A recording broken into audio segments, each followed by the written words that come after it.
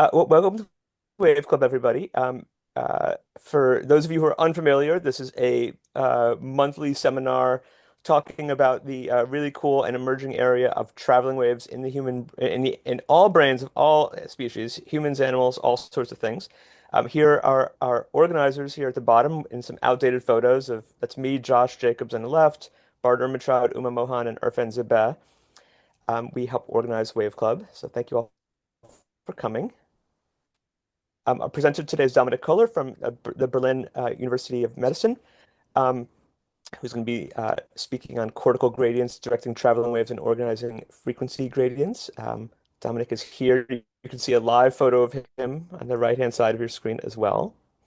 And before Dominik dives in, you can go to the next slide. Um, uh, Dominik has done was a postdoctoral research in the brain stimulation section of Charité University in Berlin. His research focuses in multiple different areas of traveling waves and brain connectivity and computational modeling. As you can see here, both in particular looking at how macro scale structural brain connectivity measures are shaping the direction and properties of traveling waves, linking this work to connectomics and brain oscillations and frequency gradients, as he's going to tell us about today. Um, Next slide.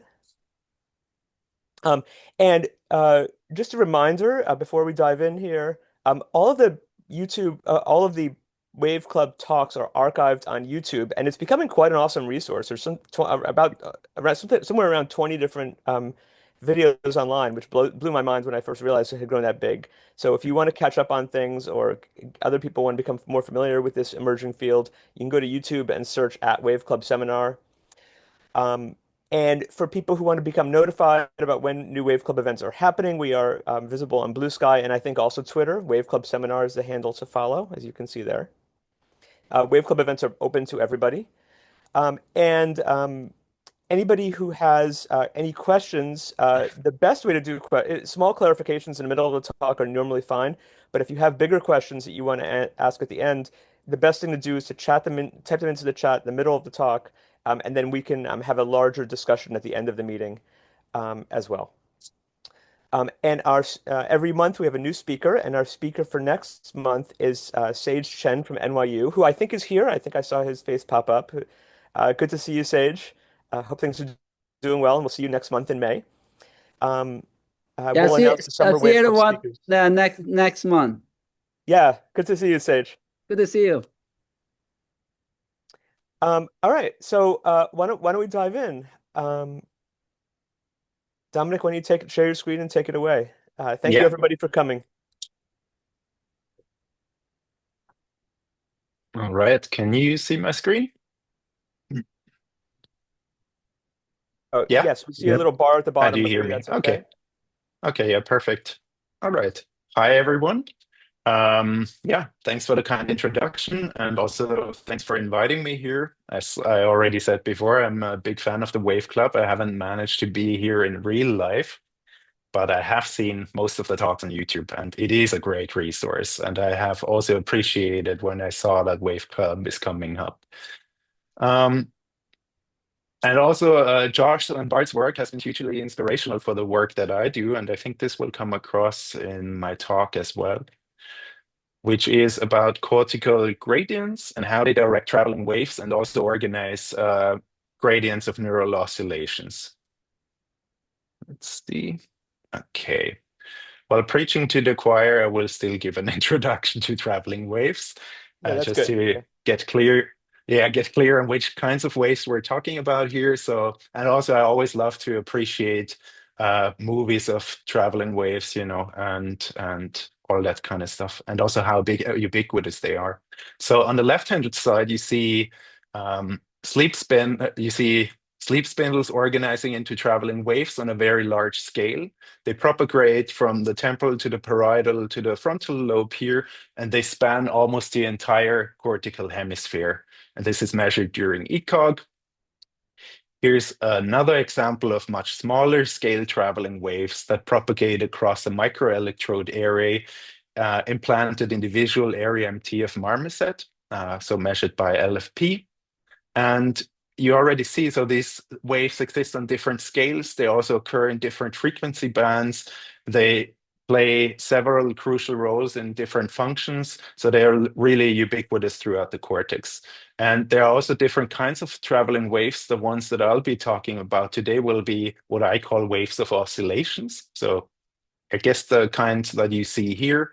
There are other types of waves that are um, maybe due to stronger depolarization, the ones that you would find, for example, during seizures, ictal wave fronts or isolated pulses of waves.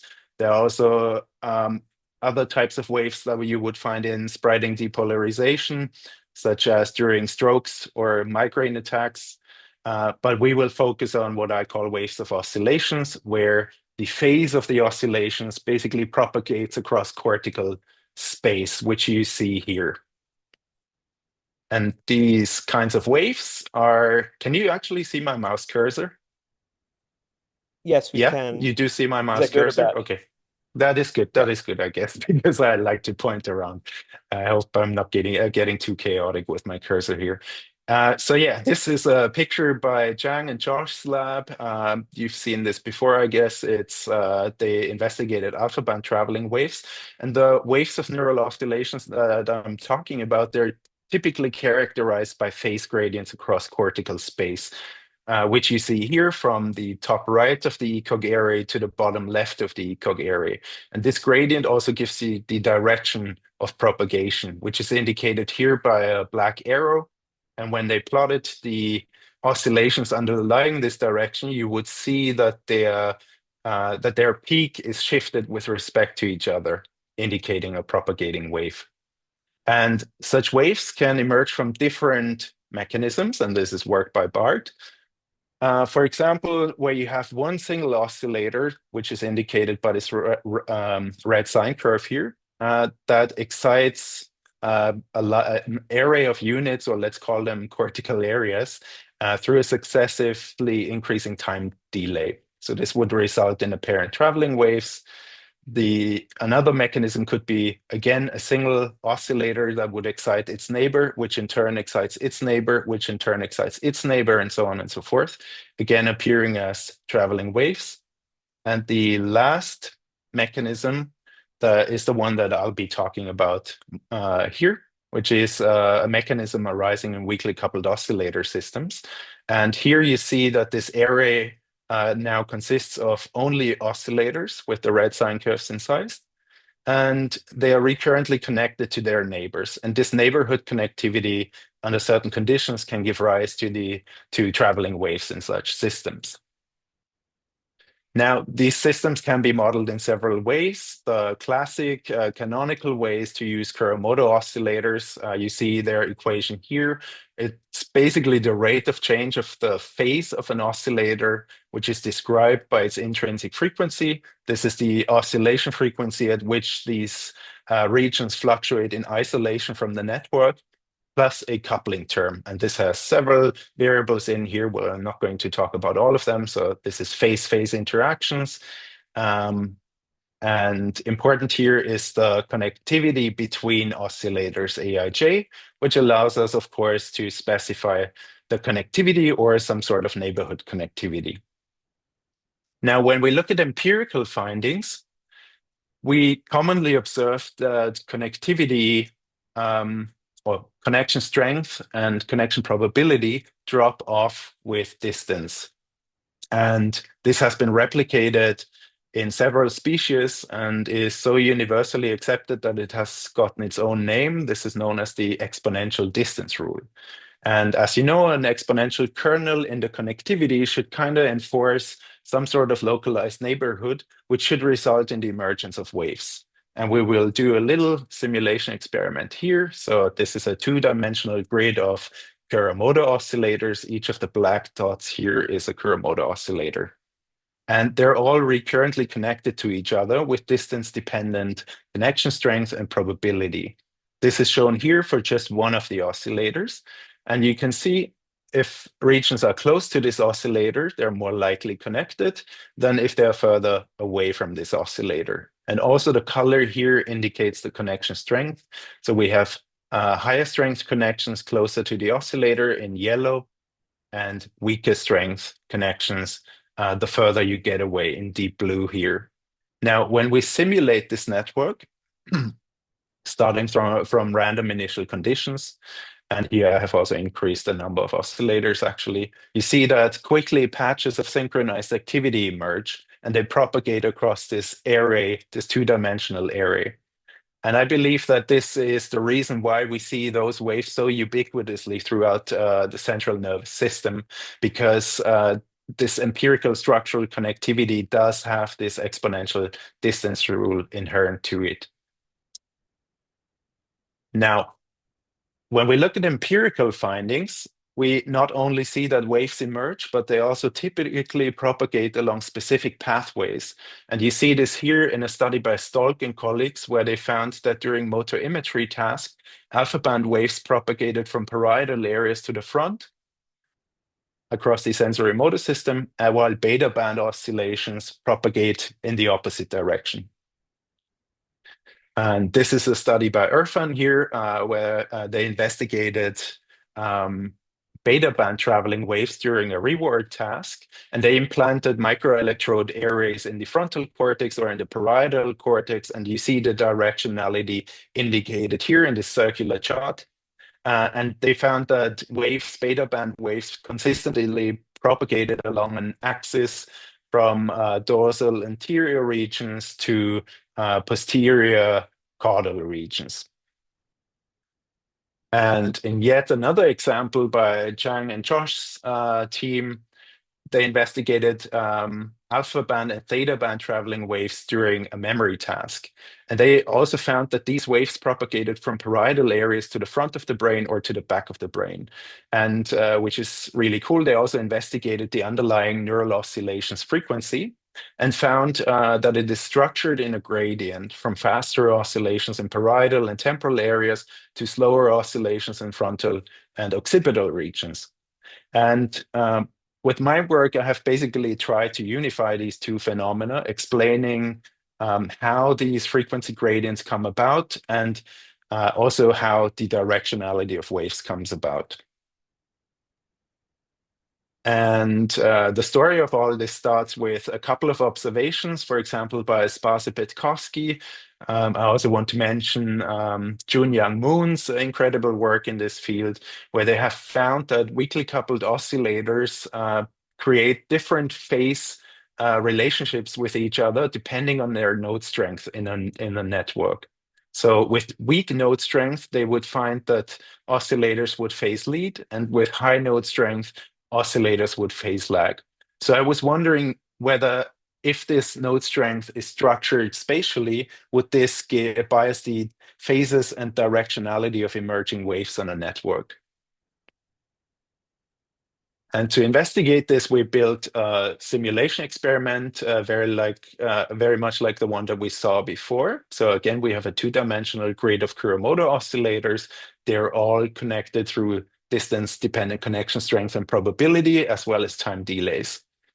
And then we superimpose the gradient of node strength. And I will refer to this mostly as in strength here. Others call this a weight in degree, so there are different names for the same thing. I will stick to in strength from now on. And you see, we created this artificial gradient from low in strength to high in strength across the diagonal of the two-dimensional grid here. And we would hope or expect that this would bias the phase differences from phase leading oscillators where we have low in strength to phase lagging oscillators where we have high in strength.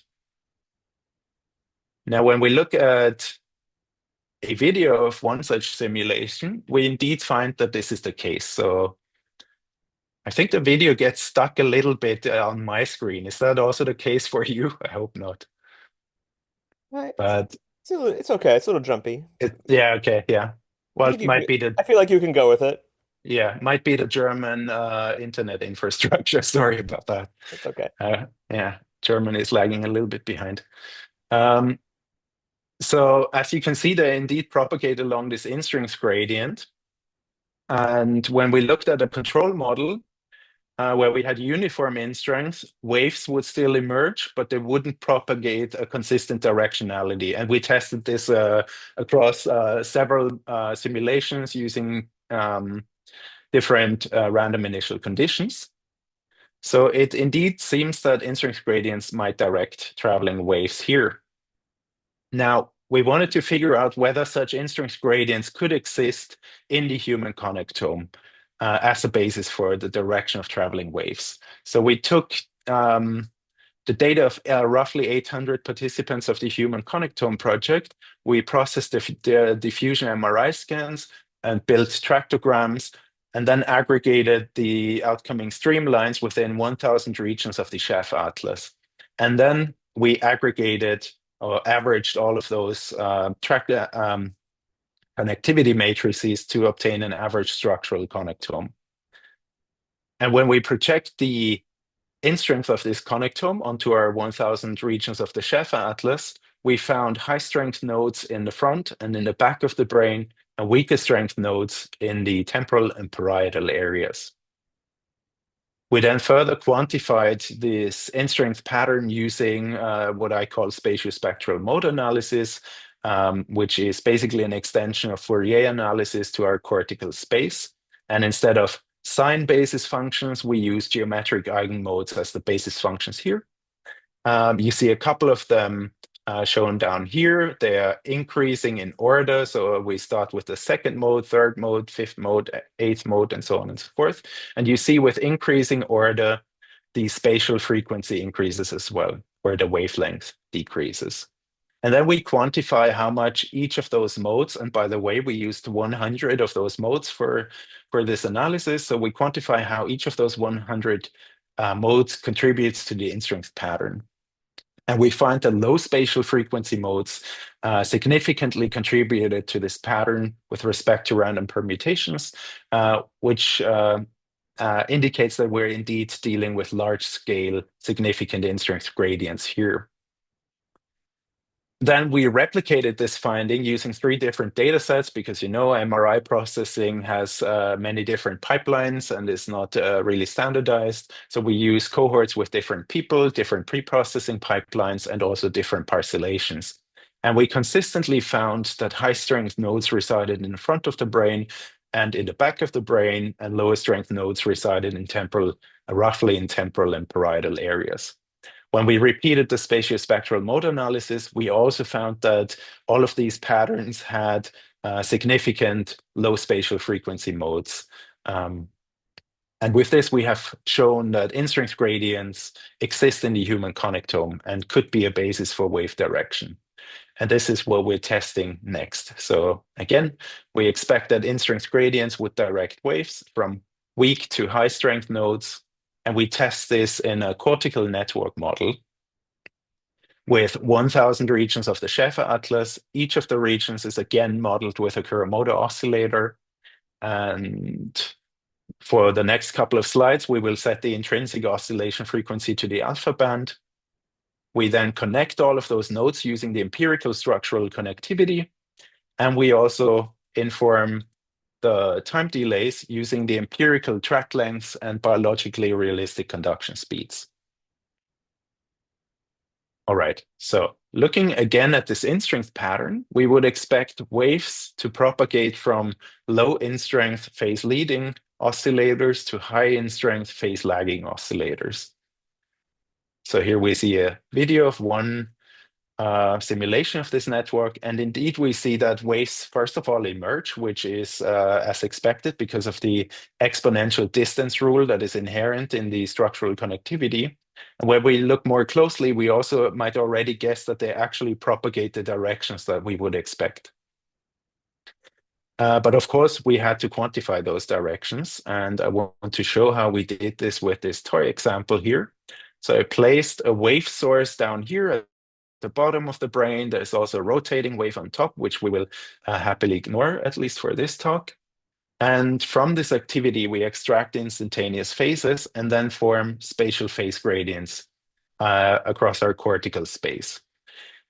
And then we use the so-called Helmholtz-Hodge decomposition to decompose this. So this is basically a theorem that states that you can decompose any vector field, such as our spatial phase gradients here, in a curve-free component plus a divergence-free component, which we will again ignore. It pertains to the rotating waves.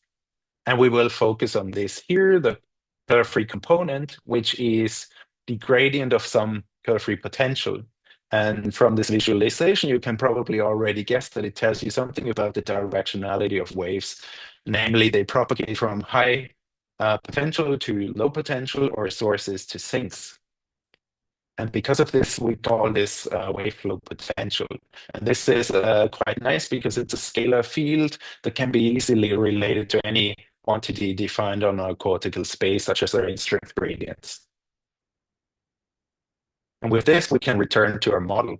And now we basically start by detecting waves of any direction here using a different algorithm which identifies source sink waves. And across 100 randomly initialized simulations, we find that the majority of time points actually exhibits waves.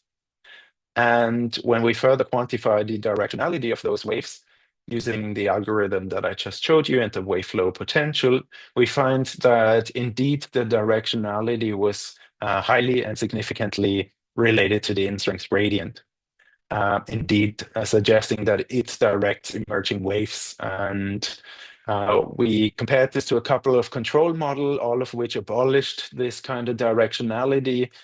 We used, for example, in-strength normalization to get rid of the in-strength gradient. We randomly shuffled the connection strengths within the existing topology, which outrules an influence of node degree. And we also removed the time delays, which were crucial for this mechanism to work as well. And when we look at a couple of more empirical findings, people have shown that propagating waves might actually underlie resting state functional connectivity. And we wanted to use this as a first test whether our cortical network model is consistent with empirical findings. So we took resting state MEG from the Human Connectome Project participants. I think we used 80 participants here. And after pre-processing and source localization, we computed the empirical functional connectivity within the alpha band. And as a metric, we chose the phase lag index, which is a measure that basically quantifies phase lead lag relationships between two regions. And it excludes zero lag interactions or synchrony. And then we compare this empirical FC to simulated functional connectivity of a cortical network model using a parameter exploration. So on the vertical axis here, we have the global coupling strength. And on the horizontal axis, we explore a couple of biologically realistic conduction speeds. And the dark values here represent poor fit, the brighter values represent higher fits. And we see that a restricted parameter region actually shows a quite reasonable fit. And when we look at the best fitting model simulated functional connectivity, we see already that it shares quite some structural similarity with the empirical FC, which is nice. And when we look at the activity underlying this model, we see that it creates waves and they are directed by the in-strength gradient. And this was actually true for most of the regions where the fit was good. Waves would emerge, while in the darker regions, we of course would have higher synchrony at large global coupling scalings, or maybe some more chaotic partial synchronization at lower couplings. So with this, we have shown that indeed the in-strength directed traveling waves emerging on a cortical network model can structure the simulated functional connectivity in a way that is consistent with resting state functional connectivity as measured in MEG and in the alpha frequency band. Now, how does our wave directionality of the simulation compare to other empirical findings that have measured waves a bit more directly? So here we see a study by Hallgren and colleagues where they investigated resting state alpha band traveling waves using ECOG. And they found that these waves indeed traveled, as our cortical network model would suggest, from parietal areas to the back of the brain in both hemispheres or to the front of the brain. And again, pulling out the study by Josh's team, they also investigated alpha band traveling waves, however, this time during a memory retrieval task. But still, these waves, the alpha band waves, would also propagate from parietal areas to the front of the brain and to the back of the brain.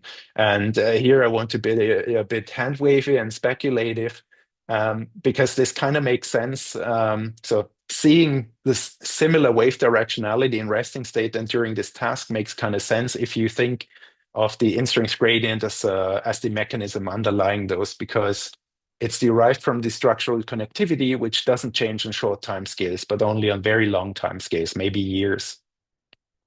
And because of the stability of this in-strength gradient, you should see signatures of this mechanism across brain states. Not saying that there might not be local or even large-scale variation. So this is maybe what we're seeing here. But again, as said, this is a bit hand-wavy speculative, but I thought it's interesting.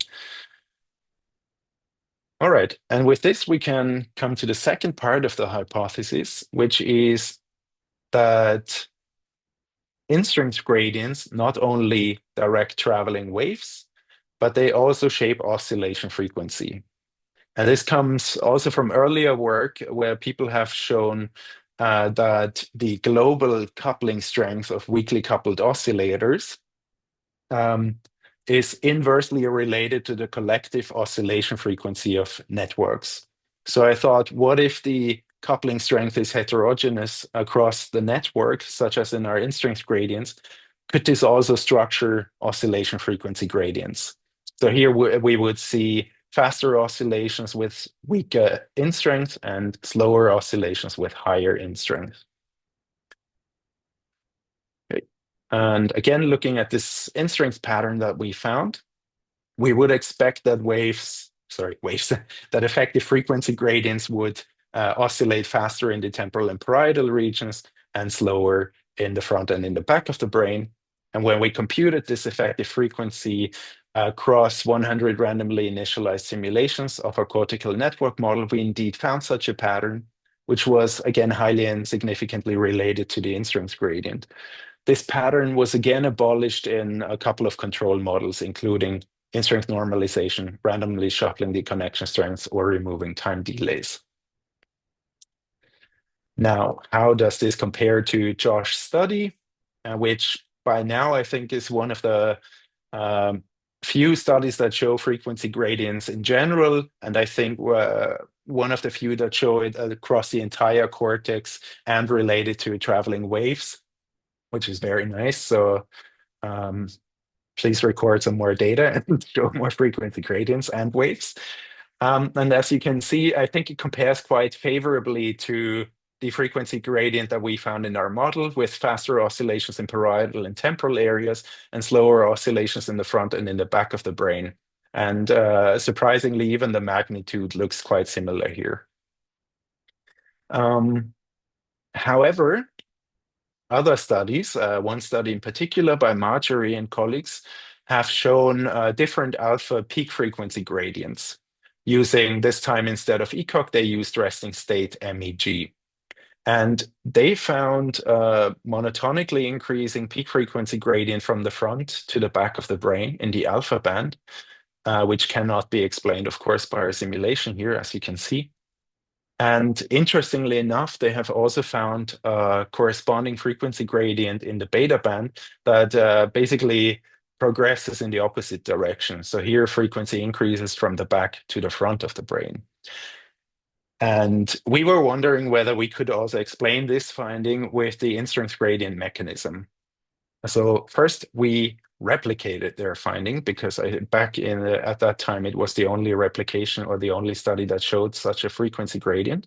And using our resting state MEG data of the human connectome project subjects, we indeed also corroborated this finding, showing opposing alpha and beta band effective frequency gradients. Again, looking at the effective frequency of our simulation, in the alpha and this time also in the beta band, we see that it is structured by the in-strength gradient that we found before. So it cannot explain these opposing directions. Nevertheless, we wanted to resolve this issue and thought about what if you could decompose the full structural connectivity in frequency-specific subnetworks. So, the full structural connectivity might just be a reflection of many subnetworks that coexist with each other. And here the idea is that these frequency-specific subnetworks would also have different in-strength gradients. And for the alpha and beta subnetworks, we would expect that they would oppose each other, as you see down here in this illustration. So this is not data. And to do so, to decompose the full structural connectivity, we used an unsupervised algorithm called non-negative matrix factorization, which identifies consistent additive subnetworks across, in our case, the full structural connectivities of roughly 800 participants of the Human Connectome project. And the resulting in-strength gradients looked like this. So very much as we expected, just again, a reminder, this is unsupervised, so we didn't tell the algorithm what we would expect. And it is actually, so it has a free parameter, the number of subnetworks, and we identified that 5 subnetworks optimally reconstructed the full structural connectivity. So these are the in-strength gradients of 2 subnetworks, which we think could be putative alpha and beta subnetworks. And then we take these new structural connectivities of these subnetworks and simulate cortical network models in the alpha and in the beta bands. And we fit them again to our empirical resting state data. This time we use the functional connectivity that we saw before, but also the effective frequency gradients. It's a combined fit metric. And across a range of parameters, global coupling again, and conduction speeds, we find that restricted regions fit the empirical resting state data quite well. And at the best fitting models, we find that indeed the alpha band frequency gradient and beta band frequency gradients oppose each other. The structure looks a bit more complicated in the beta band, but I think it's roughly along the opposite direction here. And when we look at the underlying wave propagation of these networks, we also find that alpha band traveling waves would propagate now from the back of the brain to the front of the brain, and in the beta band, roughly from the front to the back of the brain. This can also be seen here in the videos of the simulation.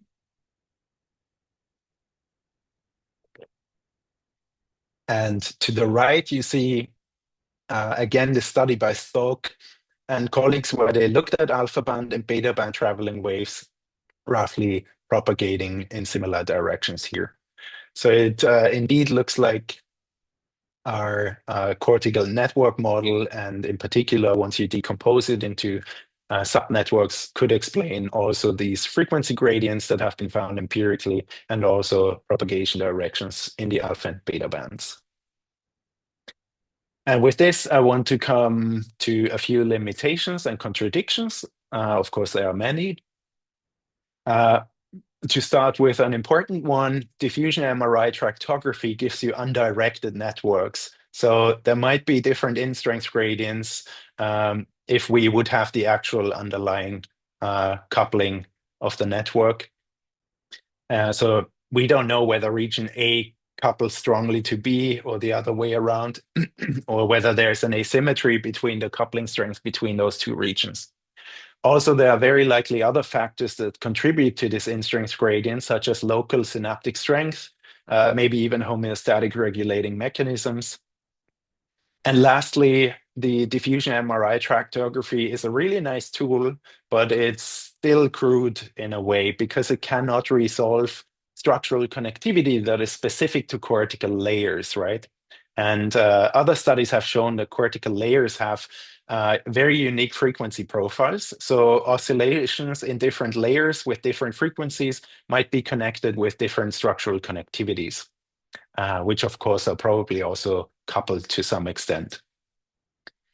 And lastly, you probably have all noticed it cannot be that simple. And UMA has shown, for example, that alpha band traveling waves reverse their directionality in a memory task during encoding and recall. So a stable gradient such as in-strength gradients cannot explain the flexibility that is required for cognition. So there must be other mechanisms that possibly interact with the stable gradient. So you could imagine a visual stimulus coming into the visual cortex, modulating its oscillation frequency, which then interacts with the large-scale in-strength gradient. Or you could even conceive large-scale intrinsic frequency gradients that overpower the effect of the in-strength gradient mechanism. So there must be other mechanisms. But possibly it provides some sort of default directionality on a larger scale. And let me check the time. Okay, I think I have still some time left. So I will thank in between my team before I get to some other preliminary results. So I have a great team at the Charité University Hospital in Berlin at the BIH. And I particularly want to thank Petra Ritter here and Michael Schirner, who have worked with me on this project that I just presented, which was published in Nature Communications. There are many more simulation experiments, analysis, and so on and so forth. And you will find it if you follow this QR code here. Just to sum up again, in this study, we found that in-strength gradients exist in the human connectome, and they simultaneously direct cortical traveling waves while also shaping frequency gradients. And now I want to switch gears a little bit to some preliminary work, so this is not as refined yet, where we investigate another mechanism I just mentioned that might be intrinsic frequency gradients that could overpower the large-scale in-strength gradient. And this is partially what we're investigating here. So we wanted to understand how intrinsic frequency frequency arises regionally, how what could form gradients of this intrinsic frequency, and how they might direct traveling waves. So again, earlier studies, and Bart was a pioneer here, showed that intrinsic frequency gradients can also direct traveling waves. So again, just as a reminder, intrinsic frequency is the oscillation frequency of a region when it's isolated from its network. Of course, this is very hard to measure because you have to basically cut out areas of the cortex. So in humans, that's very complicated, I guess. Nevertheless, we still investigate this mechanism here. And if you couple this network, waves would propagate from faster oscillations to slower oscillations. Now, we were wondering, first of all, what could determine the regional intrinsic frequency of a single cortical region? And to investigate this, we chose the Janssen-Ritt model, which has been traditionally used to investigate alpha band oscillations. And in this neural mass model, we have three populations: pyramidal neurons, excitatory interneurons, and inhibitory interneurons that are all recurrently connected. And to the left, you also see another excitatory input here, which is the kind of the baseline excitatory background activity that is conceptualized as the excitatory recurrent activity of that region. So we wondered, what if we change the excitability of this region using a parameter average synaptic gain of this Janssen-Ritt model, which we modeled by modifying the amplitude of the pyramidal EPSPs here. And then we explore how this changes the effective frequency of this one single region. So on the horizontal axis, we explore the average synaptic gain. On the vertical axis, we also explore the excitatory background input that comes in here. And we see that this indeed modifies the oscillation frequency of an isolated region within the alpha band. So it increases and then decreases.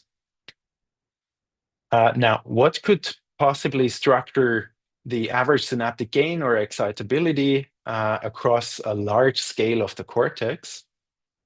We thought maybe the T1, T2 ratio is a first good proxy for this. And for those who don't know this measure, it's basically is used as an index of the cortical hierarchy from low order area, sensory areas to higher order association areas.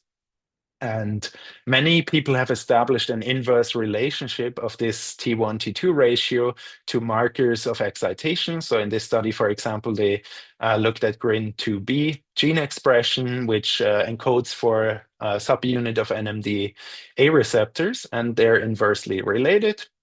This has also been replicated in mice. And there have been many more studies that similarly showed that T1, T2 ratio is inversely related to excitability. So we take this to our advantage and use an inverted T1, T2 gradient with high excitation in the association areas and in the weak excitation in the sensory areas. With this, we inform a cortical network model that consists of 1,000 Janssen-Ritt models here, and is also coupled through the empirical structural connectivity that we found before in the Kuramoto model. And we would expect that this structures the intrinsic frequency and also wave directionality. So first, we assess in this model whether waves emerge at all. And we do so again in a parameter exploration of global coupling and the excitability gradient scaling. So here, down here at 0, the average synaptic gain is heterogeneous across the cortex, and at higher values, the heterogeneity of this T1, T2 gradient becomes stronger. And in colors, we see the proportion of time points that express source sync waves again, and we see that quite a large area produces such waves. And then we quantify the directionality of those waves using our wave flow potential and again correlated to the instance gradient. And you see they're inversely correlated, especially at very low values of the excitability gradient, basically confirming what we saw before in the Kuramoto network model, just in a much more biologically realistic cortical network model here. And we also quantify if there are waves that follow the T1, T2 gradient. The picture here is a bit more complicated, but we see when we increase the scaling of this gradient, you have waves actually following the T1, T2 axis. And we look at the wave flow potentials underlying these parameter combinations. We see here that the waves, as expected, follow the in-strength gradient. And up here, they follow the T1, T2 gradient, but they propagate from sensory areas to association areas. And when we look at this region here, we see that waves propagate from association areas to sensory areas. So indeed, with a few parameter tweaks, you can actually change the directionality from waves that go from sensory areas to association areas, or the other way around, basically feed-forward or feedback waves. We also investigated now the effective frequency. So this is the frequency again that arises in the coupled network. And we see that it largely follows the in-strength gradient here. And here's a huge parameter space where it follows the excitability gradient. And I'm brushing a little bit through this because I think I'm getting over time. But you see, for example, here that it roughly follows the in-strength gradient also in the pattern. This looks a bit more noisy than before in the Kuramoto model, of course.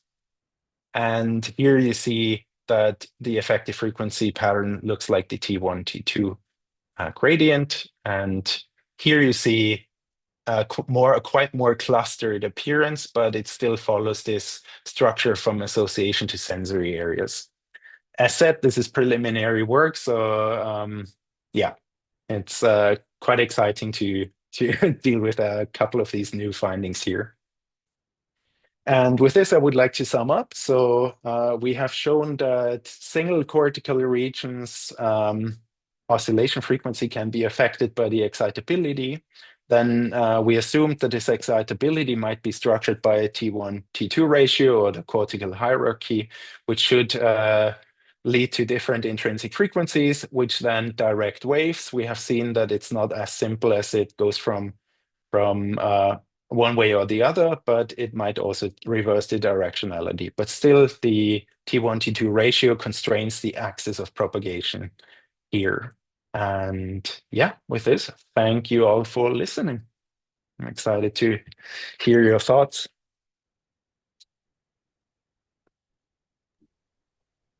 Thank you so much. This is super interesting, seeing how all these effects we've seen with intracranial can be evident with non-invasive methods too. I love it.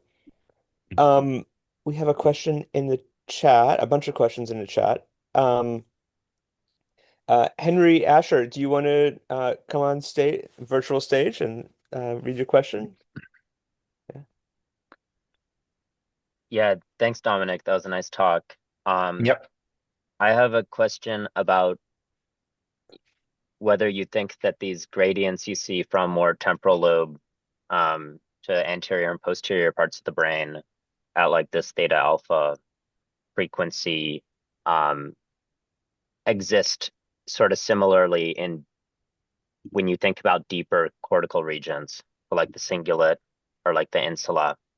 You think that depending on where these regions are within this like surface perspective gradient, um, would you expect to see similar sort of results based off where they are relative to the surface? Or Um, yeah, that's a good question. And it actually points also to one of the limitations in the structural connectivity we used here. We did not include deeper structures, such as the thalamus, brainstem, and so on, which is also very interesting to look at. Maybe I have it on my huge list of hypotheses that I wanted to test, but yeah. Um, it's hard to say. Yeah, I think there would be some relationship to the large scale waves that you see here. I think I think this was actually in also one of the Wave Club talks by Michael Breakspear, where they showed that the hippocampus, for example, has the directionality of waves emerging in the hippocampus would also be reflected on a larger scale. Um, so yeah, there certainly is some sort of relationship here, but yeah, it's very hard to dissect. Does this answer your question? yeah, I think yeah, maybe we just don't know enough. I don't know if Yeah. yeah. I mean, that's true for most of the wave stuff. It's, I think, a fairly recent field, right? So I think we're lacking experimental data quite a bit and high quality data. I think ECOG is still the gold standard. I'm not sure if I would trust MEG, too much. Maybe on a like rougher scale, but yeah. Thank you. We also have a couple of questions from Roberto, who I'll put up on the stage now. Yeah, hi Dominic. That was a great talk, like very interesting results. Yeah, thanks for that. So my question is, I want to hear your opinion about how much you think your results like are showing like the contribution of the connectome versus the brain geometry alone. In the Mm. first part of your talk, you showed the geometric eigenmodes, but then like like for the rest of your talk, you're showing how important is the connectivity and the delays are for that. So I wonder, like, what is your opinion about, like, like if the geometry is more important in the very slow frequencies, and if the connectivity is more important for this alpha range, like type of frequency that you're showing here. And we're interested in this type of questions. I just put a link in the chat as well. We developed a mathematical approach recently where we can show like how the connectivity and the delays are shaping the waves and getting the eigenmodes from the connectivity and the delay. So I'm curious to hear your opinion about that. Yeah, that's an awesome question. Also quite contested one, I believe. I think both play a big role here. So actually, in the study that we did, we also replaced the original structural connectivity with the exponential distance rule, and it forms a quite different gradient, actually a more monotonic gradient, similar to what we saw in the decomposed full structural connectivity subnetworks, right?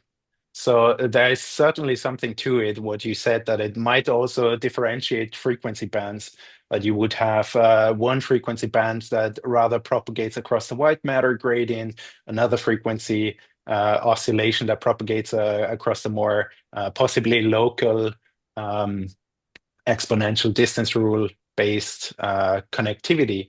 So yeah, I mean, I for sure the geometry constrains propagation as well. It's, as said, it's contested how much each of those contribute to the actual waves that we see. It's state dependent. Yeah, so I'm glad you're working on this, and uh, uh, you probably know I have worked with Lyle before, so I'm a big Yes. fan of your work as well. Yeah, no, that's why Um, it was. Yeah, the talk was very interesting as well. Like because of that, like like being like, yeah. Yeah, yeah. And, I mean, here we're also using 1,000 brain regions, so we're almost approaching a neural field model here. Uh, so, yeah, I think it's constrained. Both matter in a way. Um, as of yet, it's hard to tell. I have experimented around with this a little bit, and I find it quite interesting how and also I found it super interesting how the exponential distance rule, the simple exponential distance rule without an empirical structural connectivity builds this interesting gradient along the anterior posterior axis. Maybe it has a stronger effect after all. Yeah, Yeah, thanks thank for you. the question. Hey, Bard. Do you Yeah. want to go ahead and ask your question? Yeah, I have let's see, I guess I'll just ask one question here. And that's I don't this concept of subnetworks of somebody going beta and somebody going alpha. Presumably these rhythms are generated by circuitry, excitatory and inhibitory neurons and things like that. So how are you imagining the beta generating network versus say the alpha generating network? Are they just independent groups of neurons that are not coupled to each other? Or I don't can't put my head around that concept. Yeah. It's a quite abstract concept. Also, this was more an exploratory analysis. I do think they are coupled. So, as explained, I think Earl Miller's group is working on this quite a lot, where they showed that cortical layers have very specific frequency profiles, right? And there might be certain subnetworks that connect these layers with each other. But I also believe that they are not independent of each other. So they are for sure, I think, overlapping. They will probably also interact with each other. Maybe this can also resolve the issue why Josh and in the study by Chang have shown these alpha band traveling waves propagating from posterior to frontal and to occipital regions, while others show more simple propagation from front to back. So, maybe if you have these two subnetworks and they're strongly coupled, the alpha band might simply hijack the beta subnetwork or kind of use the structure of another layer in a multiplexing way. So yeah, unresolved issue. It would be very nice if we would have diffusion MRI very, very highly resolved, so we could actually measure the actual cortical layer structural connectivity and see what the in-strength gradients would look like. But yeah, fascinating question. I mean, this is, yeah. And related to that is Roberto's question too about I missed something there. What are you defining as the difference between what do you define as geometry versus connectome? I think this is maybe more Roberto because he was asking you something. Yeah. I will first say something to this because I am often not sure. People talk about how the geometry constrains this, but for me, I still think of the geometry constraining how this network grows in a way, right? So it's still for me possibly unmyelinated fibers that we're talking here. So And mhm. when you say geometry, you're talking about this like Yeah, distance yeah, dependent Okay, and then Yeah, at the moment, the cortical sheet, basically how it folds and how it does its thing. oh, And okay, okay. yeah, Roberto, maybe you want to jump in and Yeah, no, I think like, like this obviously like we know this is a big discussion going on now and like a lot of like papers coming out about this. And it's just like we've been seeing like I've been with Lyle been working more like, like this finite networks where you change like one connection, two connections, you add this distance dependent delays and everything changes, right? So I'm interested to hear like, like your guys' views on this, like, how the geometry is involved on that and like what are the limitations of that when you actually like the connectivity, like, the single pattern of connectivity, it actually matters a lot to define the type of dynamics that we see, right?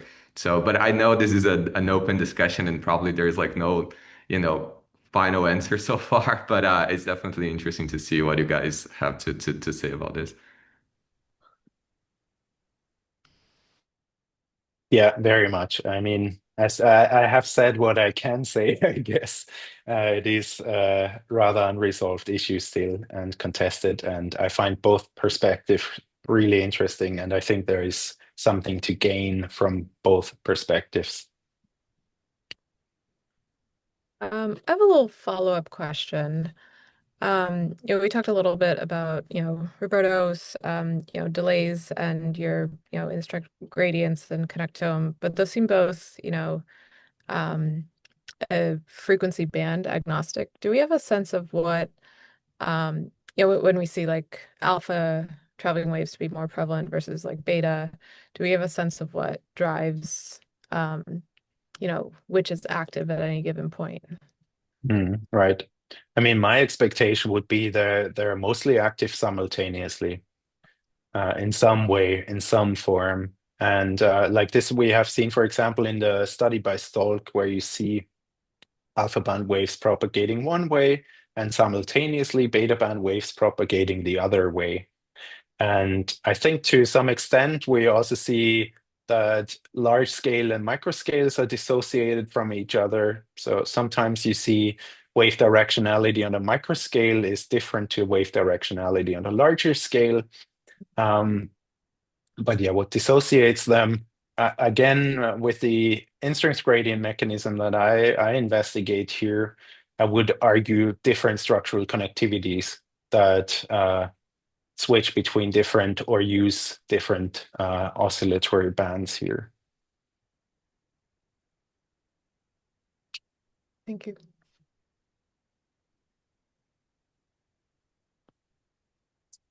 Are there any other questions? Is a Maybe a lot of this, follow-up on. oh, sorry. I was Sorry, going to Roy. ask, is a lot of this stuff in your dissertation? Yeah, it is. Okay, all right, good. Yeah. Yes. It was a short follow-up from that discussion. But Dominic, if you have delay in your equation, you would expect to get some effect of geometry. Yeah, sure. Yeah. I mean, like, do you mean because of the track lengths that we find? Yeah. Yeah, It's the between. easiest way to get, yeah. Yeah, exactly. Yeah, for sure, 100%. Because related to that, actually, we also had a control model where we had used an average time delay, and the mechanism would still work out, which I found is quite cool. So it requires time delays to work, but they can be homogeneous throughout the cortex. Again, I think many people have been pointing this out because a lot of cortical neural mass models don't use time delays. And this is showing they're important. And I believe it's true they are important and not to be neglected, even though it simplifies the system and allows for maybe more, some insight at least. If I can step in here, I think the main point of the delays, and this would explain why homogeneous delays work also in your Kuromoto model, is if you don't have the delays, you have a pure sine model. And then things like amplitude and stuff like that of coupling in strength don't matter if you've got a homogeneous frequency gradient. However, when you have a cosine term in there, which delays do, then that changes everything and and and gives you much more chances for heterogeneities like in the in strength to cause effective frequency gradients. Yeah. Yeah. So this definitely diversifies the spatiotemporal patterns that are even possible here. Yeah, thanks, Bart. I guess you also know a lot more about this. Would love to have some more discussions with you on your ideas, what's going on in all of these I'd love to phenomena. chat. This is really cool Yeah, stuff. excellent. Thanks.